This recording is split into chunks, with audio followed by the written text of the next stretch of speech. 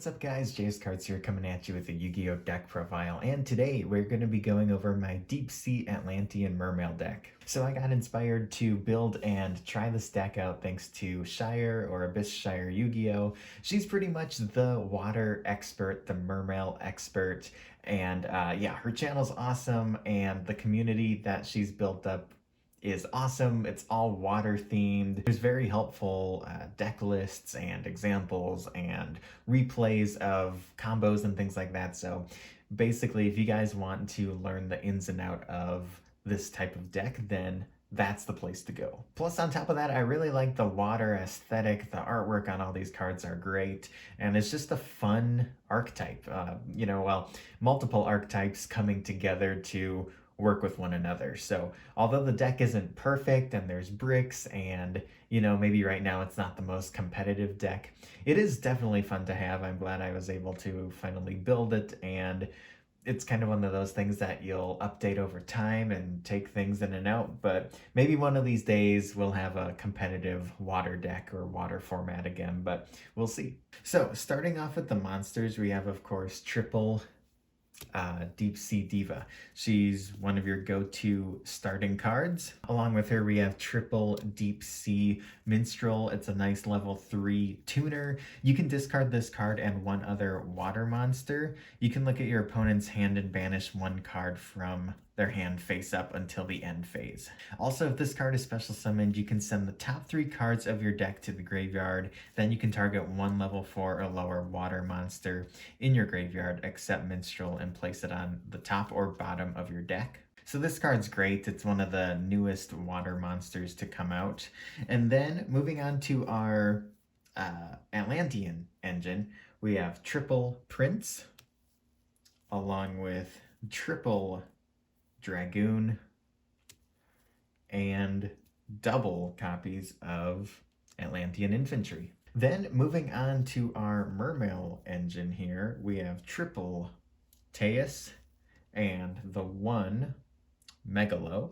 So with Teus, you can discard one other water monster to the graveyard, special summon this card from your hand. When you do, it lets you add a level 4 or lower Mermail monster from your deck to your hand. And with Megalo, it's not quite as good, so that's why we're only playing the one single copy. It's still a nice level 7, 2400 beater, but you can discard 2 other water monsters to the graveyard, special summon this card from your hand. When it's special summoned this way, you can add an Abyss spell or trap from your deck to your hand. We only have one target for that. So basically, you kind of just use its effect to get water monsters you want into the graveyard. And yeah, it's got a decent attack, and making that second attack could be useful, but it's basically just used to kind of fill up your graveyard. And then for the last 2 Mermails, we have, of course, the one Abyss Pike and the one Abyss Gun.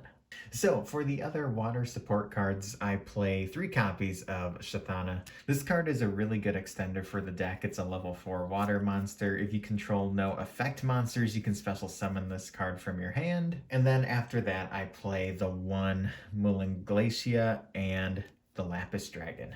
With your Minstrel effect and some of your Mermail effects, being able to get exactly 5 water monsters in your graveyard is quite easy to do, and it works really well because then you can get this card out, which is awesome. Being able to rip 2 cards out is extremely good, and we have the one Lapis Dragon. The last water card here would be Fishborg Launcher, just a great level 1 tuner. Moving on to the hand traps, I play triple copies of Ash Blossom, and then we have the Gamma package consisting of triple Gamma and, of course, the one Driver.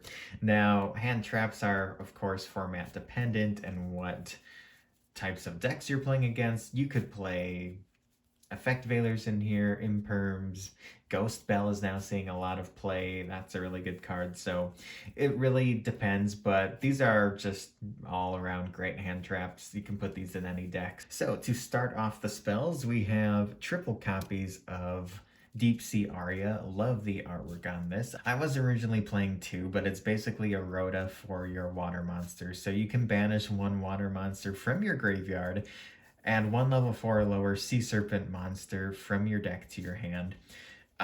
This is also really good though.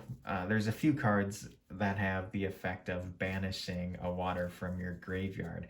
And if you have more than 5 water monsters at the time and you aren't able to go into your Moulin Glacier, you do have some effects in the deck where you're removing water monsters from your graveyard or adding them back from the graveyard into your deck or into your hand. So that's why with Moulin Glacier, it's very easy to kind of control the graveyard and get it to 5 fairly quickly. Or if you're, 1 or 2 cards over, there's ways you can get them out.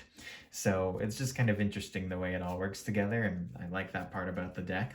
Then the rest of the spells are just other good support cards. We have, of course, Monster Reborn, 1 for 1, Called by the Grave, so we can stop a hand trap, and then the 1 Abyss Scale. It is searchable with Megalo, but you can equip only to a Mermail monster, gains 800 attack. When a spell that was activated on your opponent's side of the field resolves, negate that effect, and you can send this card to the graveyard. So just nice to be able to stop a spell. Boosting up one of your Mermails is okay too, but just being able to negate something is nice. So that is it for the main deck. It's 40 cards. Let's move on to the extra deck. For the Exceeds, we have the One Totally Awesome. And then to go with that, of course, we have the Bahamut Shark and Abyss Dweller. The newest edition, though, and I'm glad I could get a copy, is Mermail Abyss Gaios. So while this card has material, level 5 or higher monsters cannot attack. But once per turn during either player's turn, you can detach a material from this card. Negate the effects of all face-up monsters your opponent currently controls that have less attack than this card. And this card has 2,800 attack. So yeah, just being able to negate everything is super nice. Then for the synchros, we have 1 copy of Desert Locusts, 1 copy of Coral Dragon, and then this is one of the cards I go into the most. This is kind of like the unofficial water boss monster.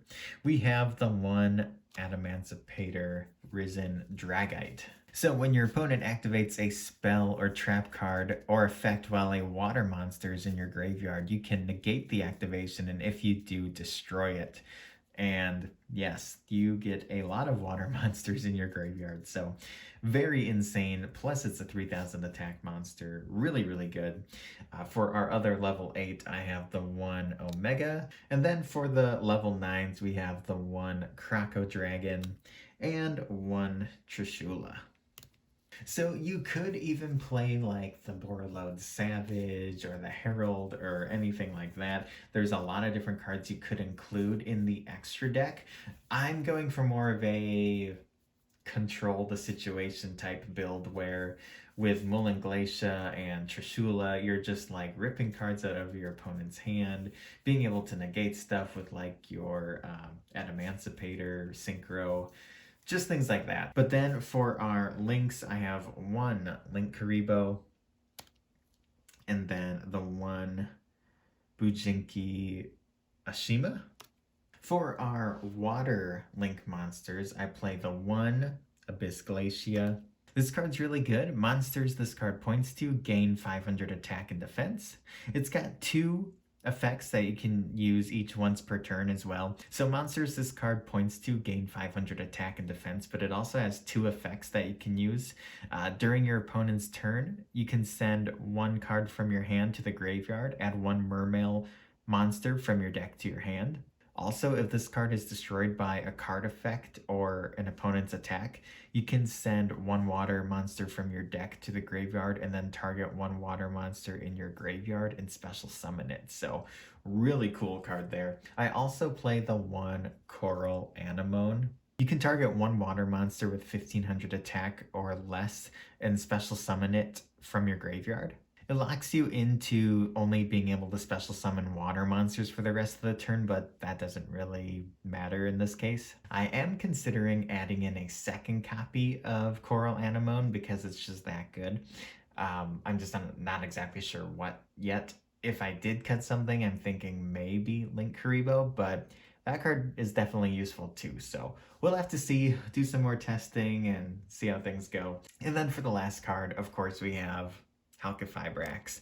It's a water, it's just a great link monster in general. You know, he dodged the ban list. He is also getting an ultimate rare OTS printing, so I don't think he's going to be going anywhere anytime soon. But, you know, that's why I finally decided we got to play him, and he does really help out this deck a lot. So there you guys have it. That is my Mermail Atlantean Deep Sea deck. This is definitely a deck I'm going to keep around, and it's just kind of one of those things like whenever new water support gets announced, I'll see if it's something that can benefit this deck and maybe take it to the next level, maybe make it a little bit more competitive again. It was really nice getting Minstrel printed recently in 2020 because that was just a nice addition to the deck and helps out a lot. You know, Konami definitely does show some love to older archetypes every once in a while, and they get some new support or a new card or something, and it'd be nice to see that for one of these archetypes. Let me know what you think of this deck down in the comments below, and if you enjoyed it, make sure you hit that like button and subscribe for more. Stay tuned for more Yu-Gi-Oh! News, deck profiles, and openings, and I'll catch you guys next time. Peace out, and have a good one.